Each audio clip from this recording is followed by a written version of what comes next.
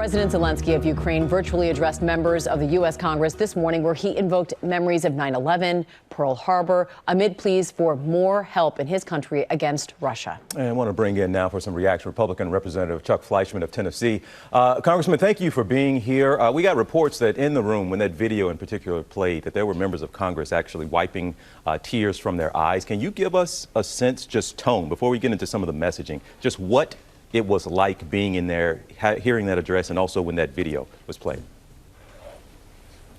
Thank you, TJ. Yes, clearly an emotional forum. Members from both parties, from both houses, coming together as Americans to hear this plea from President Zelensky, really to the United States to stand up and to be heard. So emotional, yes. Direct, yes. Compelling. There was a video shown, a very solemn room, a room, though, where there were at least 2 standing ovations for President Zelensky. So great unity on the part of American legislators in that room, sir. Congressman, we saw that very emotional and powerful video end with President Zelensky's ask and request for a no-fly zone over that country. And we know the Biden administration and frankly, most politicians argue that enforcing that, enacting that would be literally tantamount to World War III. What can we do to offer some more air assistance? Is that even feasible given what's happening there in Ukraine?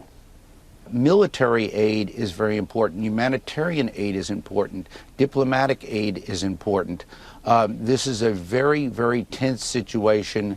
I think if we give the Ukrainians the arms necessary to defend themselves, they're doing an exemplary job defending their homeland.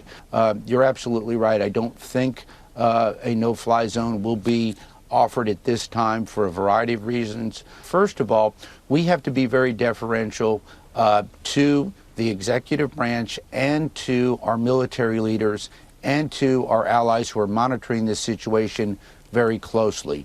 What we want is Russia to leave Ukraine, come to the peace table, have talks, and begin to rebuild that country that has gone through a horrific, unprovoked attack.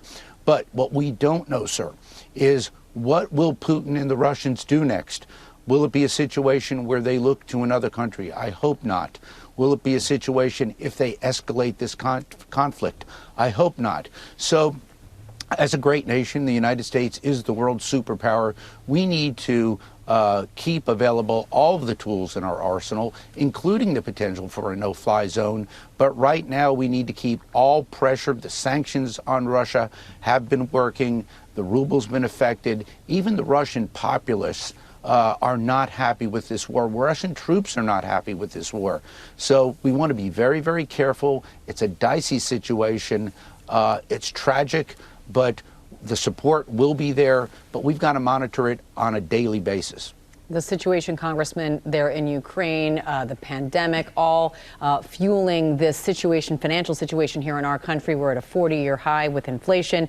You most notably blame the supply chain crisis and the Democrats' policies. What can be done legislatively to ease some of the burden that Americans are feeling and will continue to feel for the next several months? It's about supply and demand. We need to go out and ramp up American oil and natural gas production. We have abundant oil and natural gas right here in this country. Unfortunately, President Biden and his administration from the inception have done things to thwart that, to keep supply down. And what we've seen now is a crisis occur in a part of the world where a commodity, oil, is directly affected. So we need to start ramping up production right away. I would call on President Biden to get corporate leaders, entrepreneurs together to solve this, to work with American businesses, to work with American petroleum companies to get our supply back up. This is not a time for politics. This is not a time for trying to placate the president's ultra-green allies on the left. This is a time to stand up for the American middle class, to make sure that we get the price of oil down and to deal with this crisis. It's a time for unity, not division. And it's an unprecedented time, really, I think, in my tenure in Congress. I know it was a difficult morning in hearing that address, but a lot of things on Americans' minds that need to be addressed. We appreciate you sharing with our viewers today your views. Thanks so much. It's a pleasure. Thank you. Well, hey there, GMA fans. Robin Roberts here. Thanks for checking out our YouTube channel. Lots of great stuff here. So go on, click the subscribe button right over here to get more of awesome videos and content from GMA every day, anytime. We thank you for watching, and we'll see you in the morning on GMA.